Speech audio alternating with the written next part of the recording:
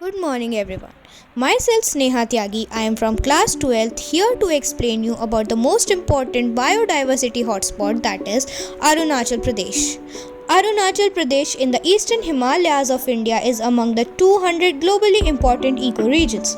It is also considered as one of the 18 biodiversity hotspots in the world.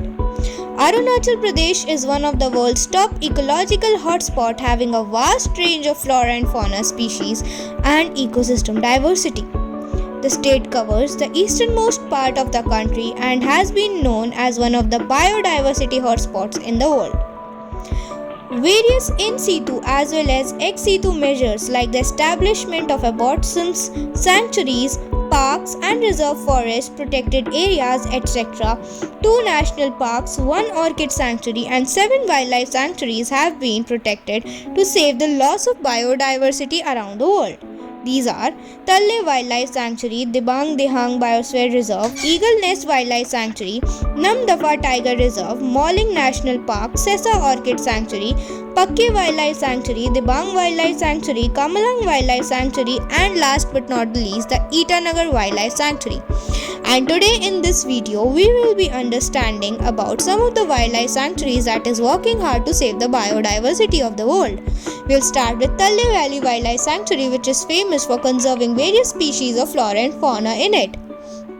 Through the 360-degree view and the satellite view, we are able to get the rough idea of the flora and fauna and the amount of forest here.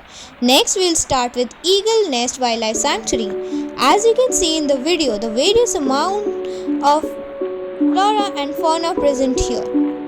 From the beautiful colored birds, insects to the various types of trees and plants present here.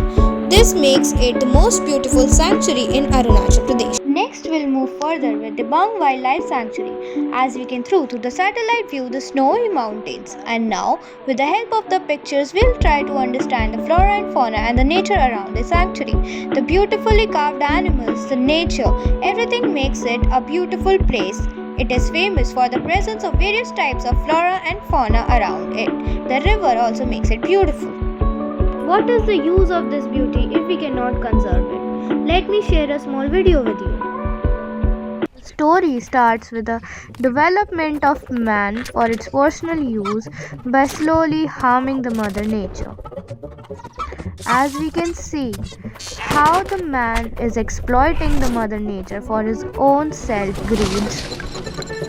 Fishing, oiling the seas, hunting the animals, destroying the paper, destroying the trees, developing the infrastructure, and eventually by destroying the all beautiful elements, he ends up on a big heap of junk on a junkyard with no nature, no beauty left. Eventually aliens come and gives him the taste of his own medicine. The aliens depicted were none other than the mother nature giving the man the taste of his own medicine. And if we don't pay attention to the conservation of the environment, we'll eventually end up in the same situation. Because the conservation biologists warn that 25% of total life forms could become extinct during the next 20 to 30 years. The cause for loss of species are numerous, most importantly the fragmentation of natural habitat, deforestation, timber felling, hunting, soil erosion and most importantly urbanization. Taking these vulnerability of living beings from natural calamities and indiscriminate exploitation of natural resources, measures have been suggested to geopastel technologies for conservation of flora and fauna and natural environment. Next, we'll learn about these measures to conserve environment. Now, I would like to suggest the ways to conserve the environment. Reduce, reuse, and recycle. Cut down on what you throw away. Follow the 3 R's to conserve natural resources and landfill space. Next, volunteer. Volunteer for cleanups in your community. You can get involved in protecting your watershed too. Educate.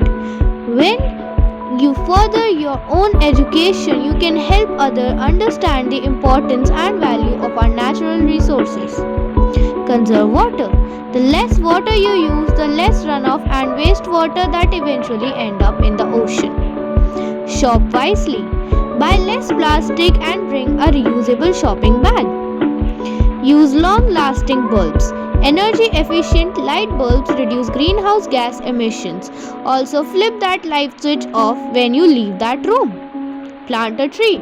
Trees provide food and oxygen. They help us save energy and clean the environment. Don't send chemicals into our waterways. Choose non-toxic chemicals in the home and the office. Bike more and drive less. With this, I would like to conclude my presentation by saying, together we can and we will save the environment. Thank you.